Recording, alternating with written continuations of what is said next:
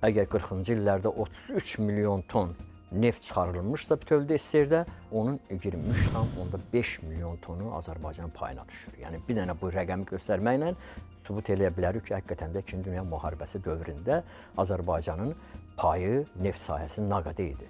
Və nəzərə alsaq ki, uçan təyyarələrin benzinin 80%, digər öz yeriyən aqreqat qurğuların, tankdır, topdur, nəqliyyatdır, bunun 90%-i Azərbaycan nefti hesabını hərəkət edirdi. Təsəvvür edirsiniz mi? Əgər bunlar olmasaydı, mən deməzdim, yəni qələbə çalma mümkün olmazdı. Bəlkə də qələbə çalma mümkün olmaz. Alman faşizmi gəlib artıq sentyabrın əvvəlində Qafqaza çıxmışdı.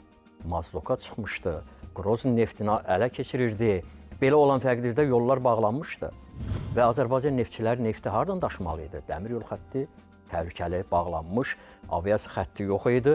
Nəqliyyat yox idi, qurub və hardan getməli idi? Dünyada 60 tonluq çənlər vasitəsilə və gəminin yedəyində Xəzər dənizi vasitəsilə daşınması bu çox böyük bir tarixi hadisə idi. Çünki əksərdə yenə deyim ki, nefti çatdırılması yolları yox idi. Bax, burada mən deyərdim ki, Azərbaycan neftçiləri, Azərbaycan mühəndisləri, Azərbaycan o deməli bütövlükdə bu sahədə çalışanlar, mən deyərdim bir kəşf elədilər yeni.